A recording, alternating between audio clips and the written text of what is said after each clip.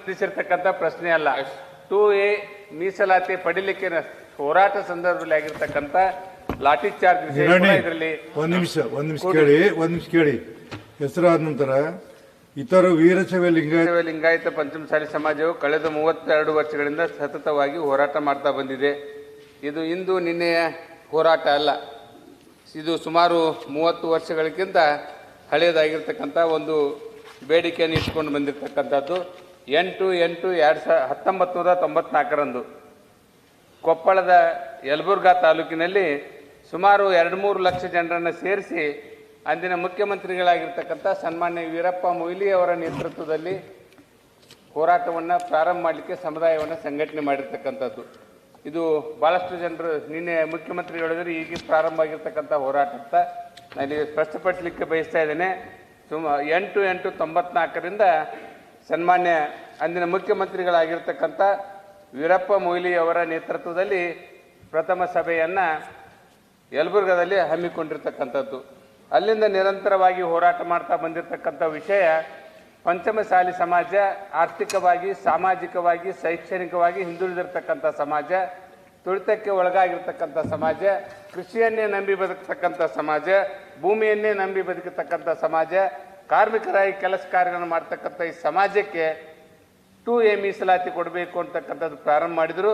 ಅವತ್ತು ಸನ್ಮಾನ್ಯ SR ಕಾಶಪ್ಪನವ್ರ ಸಾಹೇಬರು ನೇತೃತ್ವವನ್ನು ವಹಿಸಿಕೊಂಡಿದ್ದರು. SS ಪಾಟೀಲ್ ಮಾಜಿ ಮಂತ್ರಿಗಳು ಕೂಡ ನೇತೃತ್ವವನ್ನು ವಹಿಸಿಕೊಂಡು ಅವತ್ತಿನಿಂದ ಪ್ರಾರಂಭವಾಗಿರ್ತಕ್ಕಂಥ ಈ ಒಂದು ಸಭೆಗೆ ಬಾವಿ ಬೆಟ್ಟಪ್ಪನವರು ಅಧ್ಯಕ್ಷರಾದರು. ತದನಂತರ ಬಸವರಾಜ ದಿಂಡೂರು ಅವರು ಅಧ್ಯಕ್ಷರಾಗಿ ಇಲ್ಲಿವರೆಗೂ ಕೂಡ ಸಾಗ್ತಾ ಬಂದಿದೆ. ಸನ್ಮಾನ್ಯ ಸಭಾಪತಿಗಳೇ, ಇದು ಇವತ್ತಿನ 2001 ಜನವರಿಯಲ್ಲಿ ಹೋರಾಟವನ್ನು ಮತ್ತಷ್ಟು 2Aಗೆ ಜಾಸ್ತಿ ಮಾಡಬೇಕು, ಸರ್ಕಾರ ಮೇಲೆ ಒತ್ತಡ ತರಬೇಕು ಅಂತಕ್ಕಂಥ ಪ್ರಯತ್ನ ನಡೀತಿ.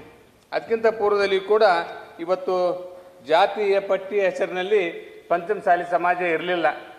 ಅವತ್ತು ಸನ್ಮಾನ್ಯ ಯಡಿಯೂರಪ್ಪನವರು ಮುಖ್ಯಮಂತ್ರಿ ಆಗಿರ್ತಕ್ಕಂಥ ಸಂದರ್ಭದಲ್ಲಿ ಮುರುಗೇಶನ ನಿರಾಣಿ ಅವರು CC ಪಾಟೀಲ್ ಮಂತ್ರಿಗಳಾಗಿದ್ದರು. ಆ ಸಂದರ್ಭದಲ್ಲಿ ಸಮಾಜದ ಎಲ್ಲ ಹಿರಿಯರು, ನಾಯಕರು ಸೇರಿಕೊಂಡು ಸರ್ಕಾರದ ಮೇಲೆ ಒತ್ತಡವನ್ನು ತಂದು ತಮ್ಮ ವಿನಂತಿಯನ್ನು ಮಾಡಿಕೊಂಡಾಗ ಅವತ್ತಿನ ಮುಖ್ಯಮಂತ್ರಿಗಳಾಗಿರ್ತಕ್ಕಂಥ ಸನ್ಮಾನ್ಯ BS ಯಡಿಯೂರಪ್ಪನವರು ಜಾತಿ ಕಾಲಂನಲ್ಲಿ ಪ್ರವರ್ಗದಲ್ಲಿ ಪಂಚಮಸಾಲಿ ಸಮಾಜವನ್ನು ಸೇರ್ಪಡೆ ಮಾಡ್ತಕ್ಕಂಥ ಕೆಲಸ ಒಂದಾಯಿತು. ತದನಂತರದಲ್ಲಿ 2Aಗೆ ಬರಬೇಕು ಅಂತಕ್ಕಂಥ ಆಶೆಗೆ ಜನವರಿ 14, 2021 ಕೂಡಲ ಸಂಗಮದ ಜಗದ್ಗುರುಗಳಾಗಿರ್ತಕ್ಕಂಥ ಜಯಮೃತ್ಯುಂಜಯ ಸ್ವಾಮಿಗಳ ನೇತೃತ್ವದಲ್ಲಿ 712 ಕಿಲೋಮೀಟರ್ವರೆಗೆ ಪಾದಯಾತ್ರೆಯನ್ನು 40 ದಿವಸಗಳ ಕಾಲ ಹಮ್ಮಿಕೊಂಡ್ರು. ಲಕ್ಷಾಂತರ ಜನರನ್ನು ಅರಮನೆ ಮೈದಾನದಲ್ಲಿ ಸೇರಿಸಿ ಫೆಬ್ರವರಿ ತಿಂಗಳಲ್ಲಿ ಹೋರಾಟವನ್ನು ಮಾಡಿ ಸರ್ಕಾರದ ಗಮನವನ್ನು ಸೆಳೀತಕ್ಕಂಥ ಕೆಲಸ ಮಾಡಿದ್ದೀವಿ.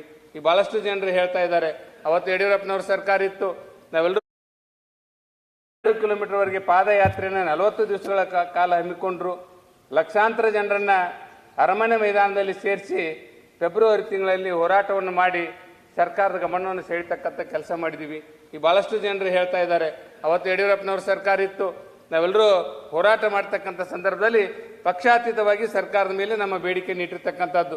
ಈಗಿಲ್ಲ BJP ಅವರು ಹೋರಾಟ ಮಾಡ್ತಾರ, ಅವಾಗ ಮಾಡಲಿಲ್ಲ ಅಂತಕ್ಕಂಥ ಕೂಗನ್ನು ಇವತ್ತು ಭಾಳ ಜನರು ಹೇಳ್ತಾ ಇದ್ದಾರೆ.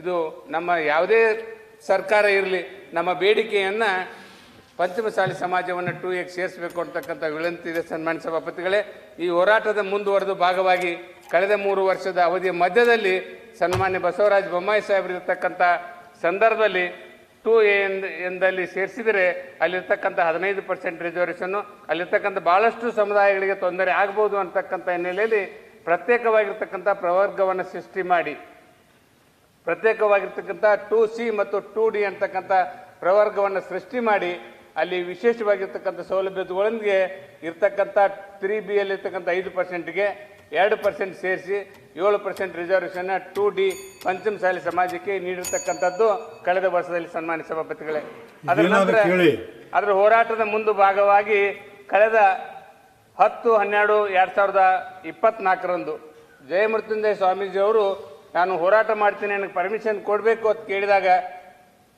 DC ಅವರು SP ಅವರು ಪರ್ಮಿಷನ್ ಕೊಡಲಿಲ್ಲ. ಟ್ರ್ಯಾಕ್ಟರ್ ರ್ಯಾಲಿಗೆ ಪರ್ಮಿಷನ್ ಕೊಡಲಿಲ್ಲ. ಸಂವಿಧಾನಬದ್ಧವಾಗಿ ಹೋರಾಟ ಮಾಡಿ ನಮ್ಮ ಧ್ವನಿಯನ್ನು ಸರ್ಕಾರಕ್ಕೆ ಮುಟ್ಟಿಸಬೇಕಾದ್ರೆ ಹೋರಾಟಕ್ಕೆ ಇವತ್ತು ಸರ್ಕಾರ ನಮಗೆ ಪರ್ಮಿಷನ್ ಕೊಡಲಿಲ್ಲ. ಸಹಜವಾಗಿ 20,000 ಜನರು ಇವತ್ತು ವಾಹನಗಳ ಮುಖಾಂತರ ಬಂದು ಶಾಂತ ರೀತಿಯಿಂದ ಪ್ರತಿಭಟನೆಯನ್ನು ಮಾಡ್ತಕ್ಕಂಥ ಸಂದರ್ಭದಲ್ಲಿ ಸಭೆ ಮುಕ್ತಾಯ ಹಂತದಲ್ಲಿ ಸನ್ಮಾನ್ಯ ಮುಖ್ಯಮಂತ್ರಿಗಳು ಬರಬೇಕು, ನಮ್ಮ ಮನವಿಯನ್ನು ಆಲಿಸಬೇಕು ಅಂತಕ್ಕಂಥ ಬೇಡಿಕೆ ಸಮುದಾಯದಾಗಿತ್ತು ಸನ್ಮಾನ್ಯ ಸಭಾಪತಿಗಳೇ. ಆ ಸಂದರ್ಭದಲ್ಲಿ ತಕ್ಷಣದಲ್ಲಿ ಸರ್ಕಾರದವರು ಇವತ್ತು ಲಾಠಿ ಚಾರ್ಜ್ ಮಾಡಿರ್ತಕ್ಕಂಥದ್ದನ್ನು ನಾನು ಖಂಡಿಸ್ತೀನಿ. ಸನ್ಮಾನ್ಯ ಗೃಹ ಸಚಿವರು ಹೇಳಿದರು, ಲಘು ಲಾಠಿ ಪ್ರಹಾರ ಮಾಡಿದ್ದೀವಿ ಅಂತ. ಸನ್ಮಾನ್ಯ ಸಭಾಪತಿ ತಲೆ ಹೊಡ್ಕೊಂಡಿದ್ದಾರೆ, ಕೈಕಾಲುಗಳು ಮುಗಿದಿದ್ದಾವೆ, ICUನಲ್ಲಿದ್ದಾರೆ, ಬಹಳಷ್ಟು ಜನರು ಇವತ್ತು ನೋವಿನಲ್ಲಿದ್ದಾರೆ. ಇದು ಲಘು ಲಾಠಿ ಪ್ರಹಾರ ಅಂತ ಹೇಳಿದರು. ಇದು ಸಮಾಜಕ್ಕೆ ಕೊಟ್ಟಿರ್ತಕ್ಕಂಥ ಘೋರವಾಗಿರ್ತಕ್ಕಂಥ ಅನ್ಯಾಯ ಅಂತಕ್ಕಂಥ ಮಾತನ್ನು ಈ ಸಂದರ್ಭದಲ್ಲಿ ಹೇಳಿಕೆ ಬಯಸ್ತಾ ಇದ್ದೇನೆ. ಕರ್ನಾಟಕ ರಾಜ್ಯದಲ್ಲಿ 80,000 ಜನಸಂಖ್ಯೆ ಇವತ್ತು ಪಂಚಮಸಾಲಿ ಸಮಾಜ ಇದೆ. ಸನ್ಮಾನ್ಯ ಸಭಾಪತಿಗಳೇ, ತಮ್ಮ ಹಕ್ಕನ್ನು ಸರ್ಕಾರದ ಮೇಲೆ ಕೇಳುವುದು ತಪ್ಪ? 3 ವರ್ಷಗಳ ಕಾಲ ನಿರಂತರ 106 ಸಭೆಗಳನ್ನು ಮಾಡಿದ್ದೀವಿ. 50,000 ಜನರನ್ನು ಸೇರಿಸಿ ಸಭೆ ಮಾಡಿದ್ದೀವಿ. 1,00,000 ಜನರನ್ನು ಸೇರಿಸಿ ನಾವು ಅರಮನೆ ಮೈದಾನ ಸಭೆ ಮಾಡಿದ್ವಿ. ಶಾಂತ ರೀತಿಯಾಗಿರ್ತಕ್ಕಂಥ ಸಭೆಯನ್ನು ಮಾಡ್ತಕ್ಕಂಥ ಜೈ ಮೃತ್ಯುಂಜಯ ಸ್ವಾಮೀಜಿ ನೇತೃತ್ವದಲ್ಲಿ ಅನೇಕ ಮುಖಂಡರು ಕೂಡ ಭಾಗವಹಿಸಿದ್ವಿ. ಸನ್ಮಾನ್ಯ ಸಭಾಪತಿಗಳೇ, ಇವತ್ತು ನಿನ್ನೆ ದುರುದ್ದೇಶಪೂರ್ವಕವಾಗಿ ಸಮಾಜದ ಬೇಡಿಕೆಯನ್ನು ಹತ್ತಿಕ್ಕಬೇಕು ಅಂತಕ್ಕಂಥ ಹಿನ್ನೆಲೆಯಲ್ಲಿ ಲಾಠಿ ಚಾರ್ಜ್ ಮಾಡಿದ್ದಾರೆ. ಇದಕ್ಕೆ ನಾನು ಕೇಳ್ತಾ ಇದ್ದೇನೆ, ಸರ್ಕಾರ ಬೇಷರತ್ತಾಗಿ ಕ್ಷಮೆಯನ್ನು ಯಾಚಿಸಬೇಕು. 2A ಪ್ರಥಮ ಶಾಲೆಯನ್ನು ಸೇರಿಸಬೇಕು ಅಂತ ತಮ್ಮ ಮುಖಾಂತರ ಆಗ್ರಹವನ್ನು ಮಾಡ್ತಾ ಇದ್ದೇನೆ.